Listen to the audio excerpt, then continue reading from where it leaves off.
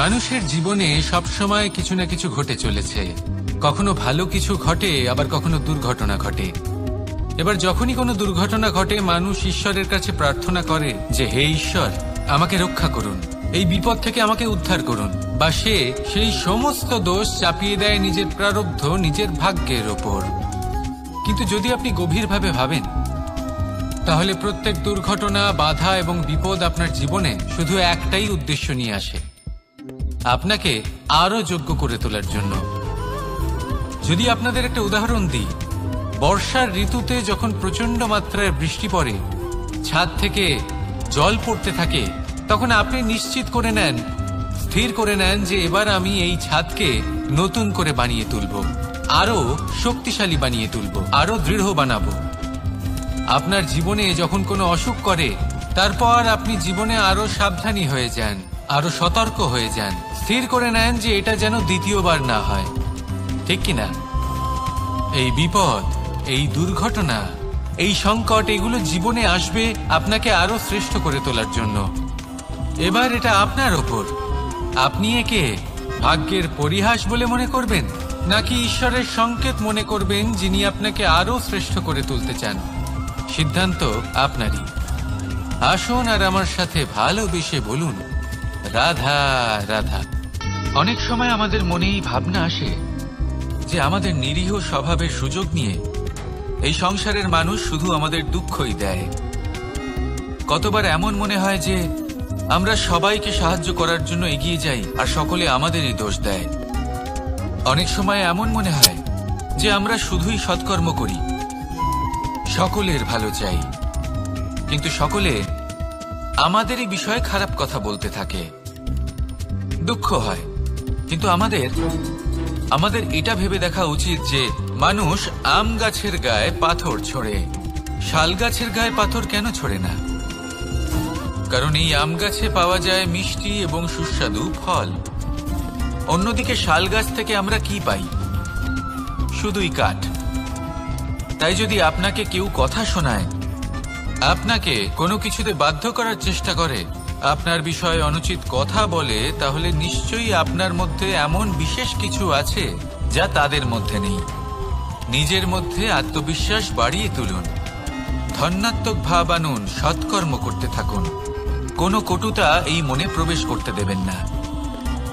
এই মন সুপ্রসন্ন হয়ে বলবে, রাধা রাধা। এই হলো এক আম গাছ, আর খুব যত্ন সহকারে আমি এটা বড় করেছি। প্রথমে বীজ বপন করেছি, তারপর সিঞ্চন করেছি, তারপর এর থেকে অঙ্কুর বেরিয়েছে, তারপর দিন প্রতিদিন আমি এতে জল দিয়েছি। আস্তে আস্তে ওর পাতা বেরিয়েছে, তারপর ও একটা গাছের আকার ধারণ করেছে।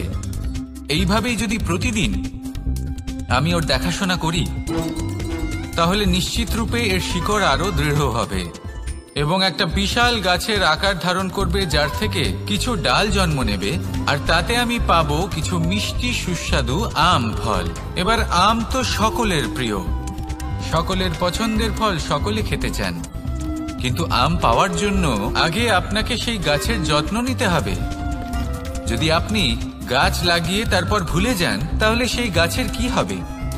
তার অস্তিত্বটাই মুছে যাবে, তাই না? আমাদের সম্পর্কগুলো কিছুটা এরকমই হয়। যদি সম্পর্ক জুড়ে আপনি ভুলে যান, তাহলে তার অস্তিত্বই মুছে যাবে। তাই শুধুই সম্পর্ক গড়বেন না, তাকে পালনও করুন। নিশ্চিত রূপে আপনার এই সম্পর্করূপী বৃক্ষের ডালে আনন্দের মিষ্টি সুস্বাদু আম ফল নিশ্চয়ই পাওয়া যাবে। তাহলে প্রত্যেক দিন প্রত্যেক সম্পর্ক পালন করুন, তার থেকে আনন্দ লাভ করুন। এই মন ভালোবেসে বলবে, রাধা রাধা। হাস্য, হাসি জীবনে অত্যন্ত মূল্যবান হয়। কথায় আছে যে হাসি এবং হাস্য আমাদের জীবনে ওষুধের মতো কাজ করে, আমাদের সুস্থ রাখে, আমাদের জীবনের অনুভূতিগুলিকে আরো সুন্দর করে তোলে। কিন্তু প্রত্যেক ওষুধের মতোই এর সাথেও এটাই হয়। প্রত্যেক ওষুধ সঠিক সময়ে, সঠিক মাত্রায়, সঠিকভাবে গ্রহণ করতে হয়। যদি এরকম না হয়, তাহলে এই ঔষধও শরীরের ক্ষতি করে দিতে পারে। এবার আপনি ভাবতে পারেন হাসি থেকে কিভাবে ক্ষতি হতে পারে। আপনি যদি অন্য কারোর উপরে হাসেন তাহলে হয়তো তার মনে কষ্ট হতে পারে, তার অন্তরের মিত্র হয়তো শেষ হয়ে যেতে পারে আর অন্তরের শত্রু জেগে উঠতে পারে। কিন্তু এটাই যদি আমরা সকলকে সাথে এনে সকলের সাথে হাসি, তাহলে হয়তো আমাদের অন্তরের এই হৃদয়ের ভেতরে লুকিয়ে থাকা যে শত্রু তা শেষ হয়ে যেতে পারে আর অন্তরের বন্ধুসত্তা প্রকাশিত হতে পারে, ঠিক কি না? এবার আপনাকে উদাহরণ দিই। যখন দ্রৌপদী দুর্যোধনকে নিয়ে হেসেছিল তখন তা মহাভারতের সৃষ্টির কারণ হয়েছিল। কিন্তু সেইখানেই যখন পার্থ আর মাধব একসাথে বসে মৃদুমন্দ হাসতেন তখন ধর্ম স্থাপন করা হয়েছিল। তা আপনি কি চান? কাউকে নিয়ে হেসে তাকে আঘাত করতে চান, নাকি সকলকে একসাথে এনে তাদের হাসিয়ে তুলে ধনাত্মক প্রভাব ফেলতে চান? সিদ্ধান্ত আপনার। আসুন আর আমার সাথে ভালোবেসে বলুন রাধা রাধা। সিংহ। কথায় আছে সিংহ হলো বনের রাজা, কিন্তু যখন সিংহের তথা বনের রাজার খিদে পায় তখন তাকেও বাইরে এসে কর্ম করতে হয়। কোনো হরিণ নিজে সিংহের সামনে এসে এটা বলে না যে আরে আপনি হলেন বনের রাজা, আপনি আমাকে ভোজন রূপে গ্রহণ করুন, আমি নিজের প্রাণদান করতে প্রস্তুত রয়েছি। এমন তো কখনোই হয় না। সিংহকে গুহা থেকে বাইরে বেরোতেই হয়, বনে ঘুরে বেড়াতে হয়, ধৈর্য ধরতে হয়, বিভিন্ন ধরনের পরিশ্রম করার পরেই তার ক্ষুধা নিবারণ হয়। হরিণ নিজে থেকে তার কাছে চলে আসে না। সেইভাবেই জীবনে কি সাফল্য আমাদের কাছে নিজে থেকে হেঁটে আসে? কখনোই আসে না। ততক্ষণ আসে না যতক্ষণ না আমরা পরিশ্রমের পথে চলা শুরু করছি। পরিশ্রম করতে থাকুন, এই পরিশ্রমের পথে অগ্রসর হতে থাকুন। যতক্ষণ আপনি পরিশ্রমের পথ ধরে এগোতে থাকবেন সাফল্য আপনার কাছে আপনা আপনিই চলে আসবে। তাহলে জীবনে নিরন্তর প্রয়াস করুন, পরিশ্রম করতে থাকুন, সাফল্য লাভ করুন আর আমার সাথে ভালোবেসে বলুন রাধা রাধা। জীবনে ক্ষমা চাওয়া তাও কিছুটা সহজ, ক্ষমা করতে পারা অত্যন্ত কঠিন। ক্ষমা 2 অক্ষরের এই শব্দ হতে পারে, কিন্তু অত্যন্ত বড় এই শব্দ, অত্যন্ত গুরুত্বপূর্ণ এই শব্দ। কখনো কখনো অন্য কাউকে ক্ষমা করে দেওয়া তাও কিছুটা সহজ কাজ, কিন্তু নিজেকে ক্ষমা করতে পারা অত্যন্ত কঠিন হয়ে দাঁড়ায়। অতীতে যদি আমাদের এমন কোনো ভুল হয় যে কারণে আমরা নিজেকে ক্ষমা করতে পারি না, অনেক সময় এমন কিছু ভুল করে বসি যে বিষয় শুধু আমরাই জানি, কিন্তু আমরা নিজেকে ক্ষমাই করতে পারি না আর আমাদের বিকাশ সেখানেই স্তব্ধ হয়ে যায়। কারণ যদি আপনি ক্ষমা করতে না শেখেন, নিজেকে ক্ষমা যদি না করতে পারেন, তাহলে তা আপনার জীবনের সব থেকে বড় বাধা হয়ে দাঁড়াবে। সেই জন্য জীবনে অবশ্যই শিখুন যে কিভাবে নিজেকে ক্ষমা করতে হয়, আর শিখুন যে আগের করা ভুল আবার কি করে না করা যেতে পারে। এই মন হালকা হবে আর প্রসন্ন হয়ে বলবে রাধা রাধা। আপনি কখনো কোনো সরোবরের দিকে তাকান যার জল হলো শান্ত, স্থির। আপনি স্পষ্ট দেখতে পাবেন সেই সরোবরের তলদেশে কি রয়েছে। তাতে সাঁতরে বেড়াচ্ছে সুন্দর মাছ, চকচকে কিছু পাথর, স্বর্ণরূপী বালি, সবই আপনি দেখতে পাবেন। কিন্তু যখনই আপনি একটা ছোট্ট পাথর তুলে সেই জলে ছুঁড়ে ফেলবেন, তখন সেই জল বিচলিত হবে আর সেই স্পষ্টতা ন্যূনতম হয়ে যাবে। তারপর কিছুই স্পষ্টভাবে দেখা যাবে না। এই ঘটনা মানুষের সাথেও ঘটে। মানুষ যদি বিচলিত হয়ে পড়ে, তখন সে বুঝতে পারে না যে বর্তমানে কি হয়ে চলেছে আর ভবিষ্যতে কি করা উচিত। কিন্তু সেই মানুষ যদি শান্ত থাকেন, স্থির থাকেন, ধনাত্মক থাকেন, তাহলে নিশ্চিত রূপেই বুঝতে পারবেন যে বর্তমানে কি করতে হবে আর ভবিষ্যতে কি করতে হবে। তাই নিজের মধ্যে সেই স্থিরতা আনুন, সেই ধৈর্য ধরুন, নিজেকে শান্ত রাখুন আর সবার মধ্যে ভালোবাসা ছড়িয়ে দিন। এই মন প্রসন্ন হয়ে বলবে, রাধা রাধা। সম্পর্ক এ হলো এক বন্ধন যা আমাদের এক সূত্রে বেঁধে রাখে। কিন্তু এমন কিছু ব্যক্তি থাকেন যারা এই সম্পর্কের বিষয়ে নিজস্ব একটা ধারণা করে ফেলেন, যে সম্পর্ক এরকম হওয়া উচিত, সম্পর্ক সেরকম হওয়া উচিত। আমি এই সম্পর্কের জন্য কত কিছু করেছি এই ব্যাখ্যা করতে থাকেন, আর তার বদলে অনেক কিছু প্রত্যাশাও করেন। কিন্তু সত্য হলো এটাই যে সব সম্পর্ক একরকমের হয় না, কিন্তু প্রত্যেক সম্পর্কের একটা বিশেষত্ব থাকে। যেমন চোখ আর নাকের এই সম্পর্ককেই দেখুন। চোখের সব থেকে কাছে কে আছে? নাক আছে। কিন্তু এই চোখ দিয়ে এই নাককে আমরা দেখতেই পাই না। তবে কি ধরে নেব এই সম্পর্কের কোনো মূল্য নেই? এমনও নয়।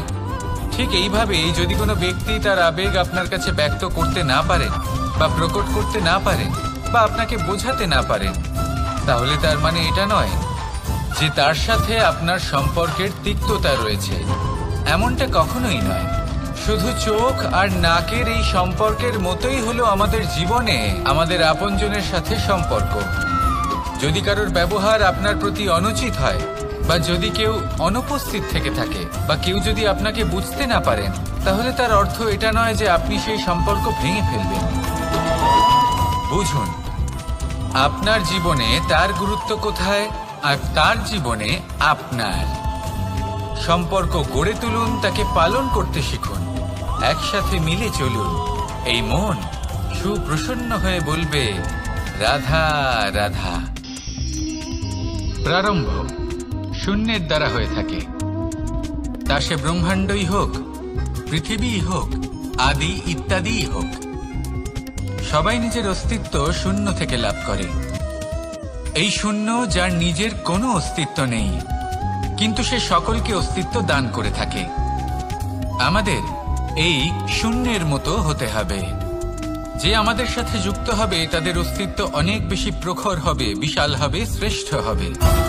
কিন্তু যেই আমরা তাদের থেকে দূরে যাব, তারা আমাদের উপস্থিতির আভাস পাবে, আমাদের গুরুত্ব বুঝতে পারবে। শূন্যই হলো সূত্রপাত, শূন্যই হলো সমাপ্তি। শূন্যকে কেউ যতই ছোট মনে করুক, কিন্তু এই শূন্য অত্যন্ত গুরুত্বপূর্ণ। তাই এই শূন্যের মতো হয়ে উঠুন আর আমার সাথে ভালোবেসে বলুন, রাধা রাধা। সাগরের ঢেউ সমুদ্র তটে ধাক্কা খেয়ে, পাথরের সাথে ধাক্কা খেয়ে তার আকার বদলে দিতে পারে। বিভিন্ন আকারের পাথরে এদের ঘষে ঘষে গোলাকার বানিয়ে দিতে পারে। কিন্তু এই সাগরের ঢেউ এদের নিজেদের আকার কখনো বদলায় না। কিন্তু এমন কেন? কারণ এরা বিচ্ছিন্ন হয়েও আবার একত্রিত হতে জানে। অর্থাৎ যখন এরা বিচ্ছিন্ন হয় তখন মতভেদ অবশ্যই, কিন্তু আবার একত্রিত হওয়া হলো এদের একতার প্রতীক। দেখুন, ঝগড়াঝাঁটি, তর্ক বিতর্ক, মতভেদ এগুলো জীবনের অভিন্ন অঙ্গ। কিন্তু এদের কখনো মনে প্রবেশ করতে দেবেন না। যদি মনে প্রবেশ করেও ফেলে, তাদের মনে ঘর করতে দেবেন না। এদের বের করে ফেলুন। এই ঝগড়াঝাঁটি, তর্ক বিতর্ক, মতভেদ এদের সারা জীবন সাথে নিয়ে চলবেন না। যদি একসাথে নিয়ে চলতে চান, তাহলে সকলকে একসাথে নিয়ে চলুন, ঢেউয়ের মতো। একতায় বিশ্বাস রাখুন। একসাথে মিলে যদি এগোতে থাকেন, তাহলে অনেক দূর পৌঁছবেন। নয়তো শুধু দূরের কথা ভেবেই যাবেন। কি চান সেই সিদ্ধান্ত আপনারই। আসুন আর আমার সাথে ভালোবেসে বলুন, রাধা রাধা। এই সাগর হলো বিশাল। কথায় আছে যে জীবনের উৎপত্তি সাগর থেকেই হয়েছে। কথাটা ঠিকও। এই সাগরই আমাদের ভিন্ন ভিন্ন ধরনের বনস্পতি প্রদান করেন, মণি এবং মুক্ত প্রদান করেন। আমরা কতটা তুচ্ছ সেই বিষয়ে আমাদের উপলব্ধি ঘটান, আমাদের প্রেরণা প্রদান করেন, যাতে আমরাও সাগরের মতো বিশাল হয়ে উঠতে পারি। এই সাগরের অনেকগুলো গুণ আছে যা আমরা শিখতে পারি। আজ আমি কথা বলবো একটা বিশেষ গুণের বিষয়। বেশিরভাগ মানুষ মালিন্য, নোংরা পদার্থ, নোংরা বস্তু, অপদ্রব্য এই সাগরে ভাসিয়ে দেন। কিন্তু সাগর এই পদার্থ নিজের মধ্যে একত্রিত করে রাখেন না, এই সব নিজের ভেতর থেকে বাইরে বের করে দেন। এ হলো অত্যন্ত শ্রেষ্ঠ একটা গুণ। কিন্তু এই কাজকেও সার্থক করার জন্য সাগরেরও একটা তটের প্রয়োজন পড়ে, যেখানে সাগর এই সব বস্তু বাইরে বের করে ফেলতে পারে। আর মানুষও ভিন্ন কিছু নন। দেখুন, মানুষেরও তো একটা তটের প্রয়োজন পড়ে। এই তট, তিনি হয়তো আমাদের গুরু হতে পারেন, আমাদের মা বাবা হতে পারেন, ভাই বা মিত্র হতে পারেন, বা হয়তো সেই সমস্যাগুলি যার থেকে আমরা দূরে পালিয়ে যাচ্ছি। কারণ যখন আপনি এই সমস্যাগুলির সম্মুখীন হবেন, শেষ পর্যন্ত আপনি শিক্ষাই পাবেন। সব থেকে বেশি গুরুত্বপূর্ণ এই মনকে পবিত্র রাখা। আর তার জন্য একটাই উপায় আছে, এই মন তার মন্থন করা।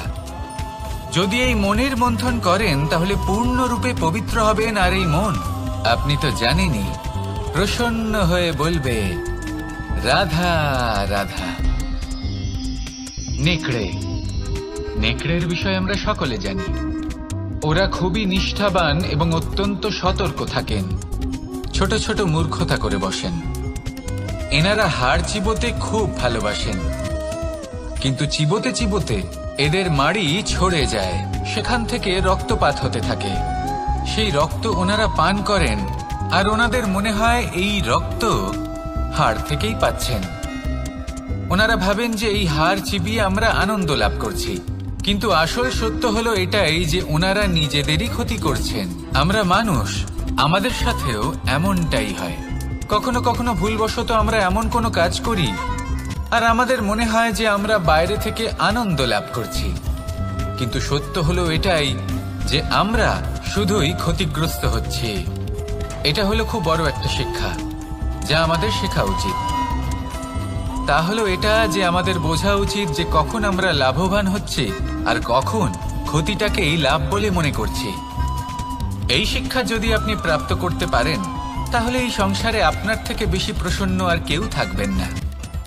তাহলে আসুন আর আমার সাথে ভালোবেসে বলুন রাধা রাধা। মানুষের জীবনে তিনটি গুণ অত্যন্ত প্রয়োজনীয়: শ্রদ্ধা, বিনম্রতা, যোগ্যতা।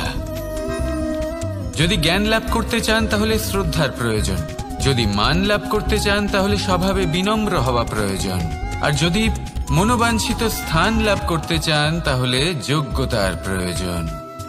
বিষয়টা সহজ। শ্রদ্ধা আপনাকে জ্ঞান দেবে, নম্রতা আপনাকে মান, আর যোগ্যতা উচিত স্থান দেবে। কিন্তু যদি আপনি এই তিনটি গুণ সম্মিলিত করেন, তাহলে এমন কিছু লাভ করবেন যা এই সব কিছুর থেকে অনেক ঊর্ধ্বে। সম্মান। আর এ হলো সেই সম্মান যা প্রত্যেক মানুষের নিজের জীবনে লাভ করতে চেষ্টা করা উচিত। কারণ এই হলো সেই সম্মান যার কারণে আপনি চলে যাওয়ার পরেও এই সংসার আপনাকে ভালোবাসবে আর মনে রাখবে। আসুন আমার সাথে ভালোবেসে বলুন রাধা রাধা। এই সংসারে যখনই দুজন মানুষ একত্রিত হয়ে কোনো সমস্যার বিষয়ে আলোচনা করেন, তখন হয় সবার শেষে কোনো না কোনো সমাধান বের করেন বা কোনো না কোনো বিবাদ করেন। এই বিবাদ হলো মনুষ্য জীবনের সব থেকে বড় ঝামেলা, সব থেকে বড় সমস্যা। ভেবে দেখুন এই বিবাদ কেন হয়? তখনই হয় যখন বার্তালাপ ঠিকমতো হয় না। আর বার্তালাপ ঠিকমতো কেন হয় না? কারণ বেশিরভাগ সময় মানুষ একটাই ভুল করে বসে, সামনের মানুষের কথা শোনেন কিন্তু তার উত্তর দেবার জন্য, তার কথার মর্ম বোঝার জন্য নয়। কিন্তু যেদিন থেকে, যে মুহূর্ত থেকে আপনি এটা শিখতে শুরু করে দেবেন যে আমি অপরের কথা শুনব, কিন্তু সেটা বোঝার জন্য, তাকে উল্টে জবাব দেবার জন্য নয়, সেদিন থেকেই বিবাদের সমাপ্তি ঘটবে আর বার্তালাপ স্পষ্ট হয়ে যাবে। দেখুন, হয় সামনের মানুষের কথা বুঝতে শিখুন, বা নিজের বক্তব্য ভালোভাবে সামনের মানুষটাকে বুঝিয়ে বলুন। বার্তালাপ নাকি বিবাদ, আপনি কোনটা চান সিদ্ধান্ত আপনার। আসুন আর আমার সাথে ভালোবেসে বলুন, রাধা রাধা। বনের মধ্যে যদি আপনি কোনো বিষাক্ত সাপ দেখেন তাহলে কি করবেন? আপনি তখনই তার থেকে দূরে পালাতে চেষ্টা করবেন। আর এটা কেন করবেন? নিজের রক্ষার্থে। এই কথা আমি নয় মেনে নিলাম, কিন্তু নিজের জীবনে এটা করেন না কেন? আপনি যেখানেই যান, যে স্থানেই যান না কেন, প্রত্যেক সময় প্রত্যেক মুহূর্তে এমন বিষাক্ত সাপ আপনি অবশ্যই খুঁজে পাবেন। আর সেই সাপ নয় যাদের আপনি বনে খুঁজে পাবেন, এরা হলো সেই সাপ যা আপনাকে পাপ করতে বাধ্য করবে। আপনার অন্তরের বাসনা, ক্রোধ, অহংকার, লোভ, ঈর্ষা এদের বৃদ্ধি ঘটাবে। দেখুন, বনের এই সাপ আপনাকে একবার ছেড়ে দিতেও পারে, ছোবল নাও মারতে পারে, কিন্তু এই যে পাপরূপী সাপ আছে তা অবশ্যই ছোবল মারবে। কর্ম যদি করেন তাহলে অবশ্যই ফল পাবেন। সেই জন্য যখনই কোথাও যাবেন, যদি এমন কাউকে দেখেন, যদি এমন কিছু দেখেন যে আপনাকে পাপ করতে বাধ্য করছে, তাহলে সেই মুহূর্তে সেখান থেকে পালিয়ে যান। যেমন বনের সাপ দেখে আপনি পালাতে থাকেন। সৎকর্মের রক্ষা অত্যন্ত আবশ্যক। আসুন আর আমার সাথে ভালোবেসে বলুন, রাধা রাধা। যদি কোনো সিংহ বানরের মতো গাছে চড়তে চেষ্টা করে তাহলে কি হবে? একটা মাছ যদি মাটিতে হাঁটতে চেষ্টা করে তাহলে কি হবে? তারা বিফলই হবে। কিন্তু এরকম কেন হয়? তার কারণ হলো প্রকৃতির রচনা কিছুটা এরকম। এখানে প্রত্যেকটি ব্যক্তিকে, প্রত্যেকটি প্রাণীকে আলাদা আলাদা গুণের অধিকারী করা হয়েছে এবং সকলকে একটা সীমাও প্রদান করা হয়েছে। এবার এই যে বৃক্ষ, পশু, পাখি, এদের মধ্যে সেই ক্ষমতাই নেই যে এরা নিজেদের যাচাই করতে পারবে, নিজেদের সীমাগুলো বুঝতে পারবে, নিজেদের সদ্গুণগুলো চিনতে পারবে। এরা সেটা করতে পারবে না। কিন্তু মানুষ তো আলাদা। মানুষের কাছে সেই বিশেষ শক্তি আছে যে তারা পূর্ণরূপে নিজেদের যাচাই করতে পারবে, নিজেকে পূর্ণরূপে বুঝতে পারবে, নিজের দোষ, নিজের অপগুণ, নিজের সদ্গুণ, নিজেদের সীমাগুলো তারা বুঝতে পারবে। আর এটা অত্যন্ত গুরুত্বপূর্ণ। কথায় আছে যে যদি সাফল্য লাভ করতে হয় তাহলে নিজেকে যাচাই করে নিতে হবে।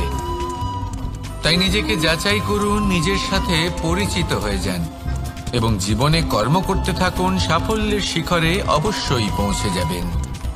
আর ওখানে যদি যান তাহলে এই মন প্রসন্ন হয়ে অবশ্যই বলবে, রাধা রাধা।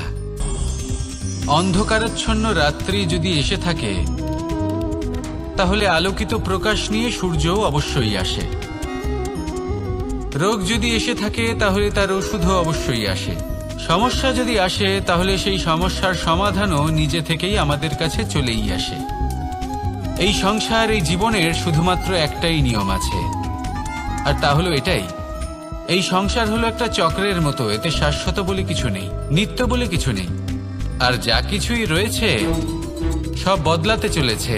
যদি আপনার জীবনে দুঃখ থাকে, সমস্যা থাকে, যদি আপনি বিপদ দ্বারা আচ্ছন্ন, তাহলে মনে রাখবেন সবকিছু বদলে যেতে চলেছে। দুঃখের সময় কাঁদবেন না, মনকে আরো দুঃখী করে তুলবেন না, কারণ এখানে যা কিছুই এসেছে তা যাওয়ার জন্যই এসেছে। তাহলে এত চিন্তা কিসের? আনন্দ সহকারে জীবন যাপন করুন আর আমার সাথে ভালোবেসে বলুন, রাধা রাধা। রাত্রিবেলায় যখন আলোকিত জোনাকিদের দেখেন তখন মন প্রসন্ন হয়ে ওঠে। এদের দেখতে খুবই সুন্দর লাগে। আর এমন ঠিক কেন হয়? প্রথম হলো এটাই যে রাতের বেলায় চতুর্দিক অন্ধকারাচ্ছন্ন থাকে। এমত অবস্থায় যদি আমরা কোথাও একটু প্রকাশ দেখি তাহলে সেটাই আশার কিরণের ন্যায় মনে হয়। সেই প্রকাশই আমাদের মন প্রসন্ন করে তোলে। আর সেই জন্য যে সকল মানুষ রাতের বেলায় কোনো জোনাকি দেখতে পান তারা প্রসন্ন হয়ে যান। এবার কখনো কখনো জীবনে আমাদের মনে হয় যে চতুর্দিকে শুধুমাত্র অন্ধকারই হয়ে আছে। প্রত্যেকেরই তা কখনো মনে হয়।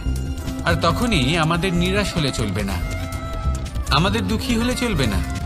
সেই সময় আমাদের খুঁজতে হবে নিজেদের আশেপাশে, চতুর্দিকে আর কোথাও না কোথাও আমরা প্রকাশ অবশ্যই দেখতে পাবো, আশার একটা কিরণ অবশ্যই দেখতে পাবো।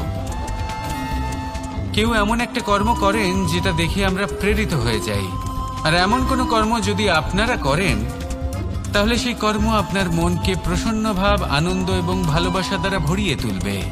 আপনার অন্তরে সেই অন্ধকারের অন্ত করবে, দুঃখেরও অন্ত করবে। আর এই মন প্রসন্ন ভাব নিয়ে বলবে, রাধা রাধা।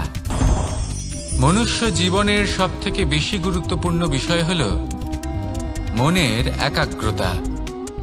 এই সংসারের যে কটি মহান কার্য সম্পাদন হয়েছে তা হল মনের এই একাগ্রতার একমাত্র ফল। আপনি অবশ্যই দেখে থাকবেন, অনেক ছোট বড় নদী যা বয়ে চলে তাদের সামনে একটা বাঁধ নির্মাণ করা হয় সেই সব নদীর জল সঞ্চয় করতে। বাঁধ হয়ে গেলে প্রয়োজন মতো বা মনের ইচ্ছে মতো তাকে ব্যবহার করা সম্ভব। এবার এটাই আমাদের মনের সাথেও সম্ভব। আমাদের মনের একাগ্রতা আজকের দিনে দাঁড়িয়ে বিভিন্ন ধরনের বিকার, ক্রীড়া এবং ভোগের মধ্যে ভাগ হয়ে গেছে। একে একত্রিত করতে হবে, একটা বাঁধ নির্মাণ করতে হবে, কর্মের বাঁধ। আপনাকে শুধু এটাই করতে হবে, যেটা উচিত কর্ম সেটাই করুন, যেটা অনুচিত কর্ম সেটা করা থেকে নিজেকে বিরত রাখুন। ব্যাস, এই কাজটাই আপনি করতে থাকুন, মনের মধ্যে একাগ্রতার বাঁধ নির্মাণ করুন। আর একবার যদি তা নির্মাণ হয়ে যায় তাহলে যখন চাইবেন, যেখানে চাইবেন, যতটা চাইবেন একাগ্রতা প্রয়োগ করতে পারবেন। আর একবার যদি আপনি এটা শিখে যান তাহলে এই সংসারকে বদলে ফেলার মতো কাজ আপনি করতে পারবেন, সমাজকে শোধরাবার মতো কাজ করতে পারবেন। তাহলে এই মনকে একাগ্র করুন আর আমার সাথে ভালোবেসে বলুন, রাধা রাধা।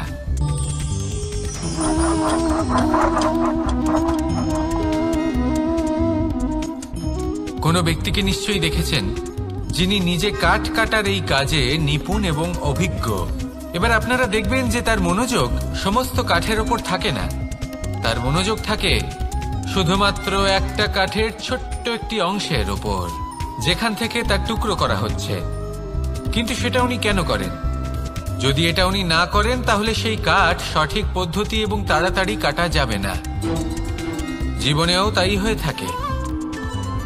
আপনি হয়তো কোনো লক্ষ্য স্থির করেছেন বা পথ নির্বাচন করেছেন বা কাজ স্থির করেছেন যেটা আপনি করেই ছাড়বেন। তাহলে নিজের সম্পূর্ণ মনোযোগ শুধুমাত্র তার উপর কেন্দ্রীভূত করুন। যদি আপনার মন এদিক ওদিক তাকাতে থাকে, অস্থির হয়ে পড়ে, বিচলিত হয়ে পড়ে, যদি তা হয়ে থাকে তাহলে আপনি অবশ্যই অসফল হবেন। তাই কর্মঠ থাকুন, নিরন্তর কর্ম করতে থাকুন এবং পূর্ণ মনোযোগ দিয়ে নিজের কাজ করুন। নিজের পথে অগ্রসর হন বা নিজের লক্ষ্য প্রাপ্ত করতে চেষ্টা করুন। তারপর দেখুন কি হয়, কিভাবে উচিত পথে এবং তীব্র গতিতে আপনার লক্ষ্য আপনার কাছেই পৌঁছে যায়। আর আপনার এই মন প্রসন্ন হয়ে বলে, রাধা রাধা। কখনো কোনো নদীকে দেখেছেন? একই আকার, একই স্থান, শুধু প্রবাহিত হতে থাকে। এর মধ্যে কখনো কোনো অপদ্রব্য ফেলে দেখুন, দেখবেন সেটা বেশিক্ষণ সেখানে থাকে না। সেটা নদীর সাথে বইতে থাকে আর বয়ে যেতে যেতে সাগরে সমাহিত হয়ে যায় আর শেষ পর্যন্ত সাগর সেটাকে তটে ফেলে দেয়। কিছুটা এমন হওয়া উচিত আমাদের বিচারধারাও। এক স্থানে তা স্থগিত হওয়া উচিত নয়, এটা সবসময় প্রবাহমান হওয়া উচিত। তবেই আমাদের চেতনা, আমাদের মূল্যবোধ এবং আমাদের স্মৃতি, এই তিনটি শ্রেষ্ঠ থাকবে। আর এটাই হলো পুকুর এবং নদীর মধ্যে পার্থক্য। নদীতে জল সবসময় বয়ে চলে, সেই জন্য পবিত্র থাকে, শুদ্ধ থাকে এবং পরিষ্কার থাকে। আর সেখানে এই পুকুরের তলদেশে সব জমা হতে থাকে আর সেই জন্য তা অপবিত্র হয়ে যায়। তাই সবসময় এই বিচারধারা প্রবাহমান রাখুন। যদি মনে কোনো ভাবনা চলে আসে, সেখানেই থেকে যায় এবং বিদ্যে থাকে, তাহলে তা বের করে দিন, তাকেও বয়ে যেতে দিন এবং তার যা উত্তর হবে তা সময়ের সাথে আপনার সামনেই চলে আসবে। শুধুই নদীর মতো প্রবাহমান হন আর আমার সাথে ভালোবেসে বলুন, রাধা রাধা। এই সংসারে সাফল্য লাভ করার জন্য জ্ঞানের প্রয়োজন হয়, পরিশ্রমের প্রয়োজন হয়, দৃঢ় নিষ্ঠার প্রয়োজন হয়, নিরন্তর চেষ্টা করা প্রয়োজনীয়। কিন্তু আরো কিছু আছে যা অত্যন্ত প্রয়োজনীয় এবং গুরুত্বপূর্ণ। তা হলো ভালো বন্ধু। তাদের থাকা অত্যন্ত প্রয়োজনীয়। যদি ভালো বন্ধু থাকে তাহলে সময় এলে তারা ঢাল হয়ে আপনাকে সুরক্ষা করবেন। সময় এলে অস্ত্রের মতো শত্রুকে সংহারও করবেন। যদি তিনি জ্ঞানী হন তাদের মধ্যে সদ্গুণ থাকে, তাহলে এই সব গুণ আপনার মধ্যেও প্রবেশ করবে। তাহলে সাফল্যের জন্য ভালো বন্ধু পাওয়া অত্যন্ত প্রয়োজনীয়। কিন্তু শুধু বন্ধু কেন, ভালো শত্রুও থাকা প্রয়োজনীয়। এবার আপনি ভাববেন, আমি কি বললাম? যদি আপনার জীবনেও ভালো অর্থাৎ শক্তিশালী শত্রু থাকে, তাহলে আপনিও শক্তিশালী হতে থাকবেন। এই শত্রু আপনাকে প্রেরিত করবে আরো বেশি শক্তিশালী হয়ে ওঠার। কখনো কোনো হরিণকে দেখুন, তীব্র গতিতে দৌড়তে থাকে। কেন তীব্র গতিতে দৌড়য়? এই কারণে নয় যে কোথাও তার জন্য মধুর ঘাস অপেক্ষা করে রয়েছে, না। সে এই কারণে তীব্র গতিতে দৌড়য় কারণ সেটা না করলে তার পেছনে একটি সিংহ আছে যে ওকে নিজের ভোজন করে ফেলবে। তাই জীবনে বিপদ, সংকট, এই সবকিছুও হলো অত্যন্ত গুরুত্বপূর্ণ। তার সম্মুখীন হতে শিখুন আর আমার সাথে ভালোবেসে বলুন, রাধা রাধা। আমরা সবাই ফল খাই, কিন্তু আমাদের সেই ফলই প্রিয় হয় যে পরিপক্ক হয়ে ওঠে, যেটা নম্র হয়, আর যে ফল অনেক বেশি মিষ্টি আর সুস্বাদু হয়ে থাকে, যাদের রঙে বাহার দেখা যায়। সেইভাবে জীবনে আমরা নানান মানুষের সাথে পরিচিত হই, কিন্তু সেই মানুষই আমাদের মন ছুঁয়ে যায় যারা বিনম্র স্বভাবের, যাদের বাণী খুব মধুর, যাদের অন্তরে আত্মবিশ্বাসের একটা তেজ, একটা রং দেখা যায়। এবার এমন ব্যক্তি আমরা কি করে হব? ঠিক সেইভাবেই যেমন একটা ফল রোদ, বর্ষা, শীত, বায়ু এই সকল সংকটময় পরিস্থিতির সম্মুখীন হয়ে পরিপক্ক হয়ে ওঠে, সেইভাবেই মানুষ সংকটময় পরিস্থিতির সম্মুখীন হয়ে পরিপক্ক হয়ে ওঠেন। যদি এই সংকটের সম্মুখীন হন তাহলে অভিজ্ঞ হবেন, আর এই অভিজ্ঞতাই শিক্ষা দিয়ে যাবে। এই অভিজ্ঞতা আমাদের শিখিয়ে দেয় যে আমাদের বিনম্র থাকতে হবে। অহংকার করে কোনো লাভ নেই। মধুর বাণীর যে কি মূল্য তা আমরা শিখতে পারি। এই অভিজ্ঞতাই আমাদের বুঝিয়ে দেয় যে উচিত অনুচিত কোনটা, আমাদের দৃষ্টিভঙ্গি তৈরি করে, আর এই দৃষ্টিভঙ্গি দ্বারা আত্মবিশ্বাস জাগ্রত হয়। সেই জন্য জীবনে কখনো বিপদ থেকে দূরে পালাবেন না, সেগুলোর সম্মুখীন হন, অভিজ্ঞতা লাভ করুন, তার থেকে শিক্ষা লাভ করুন, এইভাবেই পরিপক্ক হবেন। আসুন আমার সাথে ভালোবেসে বলুন, রাধা রাধা। ধন সঞ্চয় করা সম্ভব, আর সেই জন্য ধন সব থেকে বেশি মূল্যবান সম্পত্তি নয়। এবার আপনি বলবেন, আমি কি বলছি? এই ধন খুব মূল্যবান, আমরা সকলে অর্জন করতে ব্যস্ত। সেটা এই কারণে, কারণ আপনারা জানেন না এই সংসারের সব থেকে বেশি মূল্যবান সম্পত্তি কি। এ হলো সেই সম্পত্তি যা কখনো সঞ্চয় করা সম্ভব নয়। আপনার কাছে যতই ধন থাকুক তা দিয়ে আপনি স্বাস্থ্য লাভ করতে পারেন, বাড়ি কিনতে পারেন, আদি ইত্যাদি, কিন্তু আপনি যতই ধনী হন না কেন, ফেলে আসা দিনের একটা মুহূর্ত আপনি লাভ করতে পারবেন না। এই একটা মুহূর্ত, এই সময়, এটাই হলো সংসারের সব থেকে মূল্যবান সম্পত্তি। একবার চলে গেলে তা কখনোই ফিরে আসে না। আর এই মুহূর্ত যতই চলে যাক না কেন, আমরা স্মৃতির মাধ্যমে সেগুলি যাপন করতে পারি, তার আনন্দ উপভোগ করতে পারি, আর যার সাথে আমরা সময় অতিবাহিত করেছি তার স্মৃতিতে আমরা চিরকাল জীবিত থাকতে পারি। সেই জন্য সময় সব থেকে মূল্যবান সম্পত্তি, তাকে এইভাবে নষ্ট করবেন না। প্রত্যেকটা মুহূর্ত উপভোগ করুন, আনন্দ করুন, আর ভালোবেসে বলুন, রাধা রাধা। কনক, কি সুন্দর একটা শব্দ। এর অনেকগুলো রূপ রয়েছে, অনেকগুলো অর্থও রয়েছে। প্রথম অর্থ হলো স্বর্ণ, অর্থাৎ সম্পত্তি। দ্বিতীয় অর্থ ধুতুরা, অর্থাৎ গাছের ছোট একটা বীজ, যা কিনা অত্যন্ত শক্তিশালী হয়। যদি বেশি মাত্রায় এর প্রয়োগ করা হয় তাহলে এটা বিষময় হয়ে উঠতে পারে। এই হলো সেই ধুতুরা যার প্রয়োগ মহাদেবের পুজোতে করা হয়। এবার প্রশ্ন হলো এটাই যে এই স্বর্ণ এবং এই ধুতুরার মধ্যে মিল কি রয়েছে। মিল হলো এটাই যে এই দুটোই মানুষকে মত্ত করে তোলে। ধুতুরা মানুষকে তখন মত্ত করে যখন তাকে সেবন করা হয়, কিন্তু স্বর্ণ, ধন, সম্পত্তি মানুষ এটা যতটাই অর্জন করে নেয় সেটাই যথেষ্ট। এই স্বর্ণ মানুষের ভাবনা চিন্তা করার ক্ষমতাকে বশ করে ফেলে। মানুষ সম্পত্তির লোভে মত্ত হয়ে ওঠে, কারণ যে যত চমৎকারী, যতটা অমূল্য হয়, তাকে সামলানো কিন্তু ততটাই কঠিন, তাই না?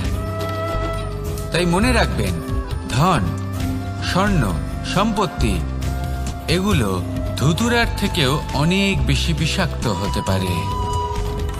তাই এর ওপর আত্মসংযমের একটা কবচ পরিয়ে রাখবেন এবং বিবেকের শক্তির সাথে এগুলো প্রয়োগ করুন, তবেই কল্যাণ হবে।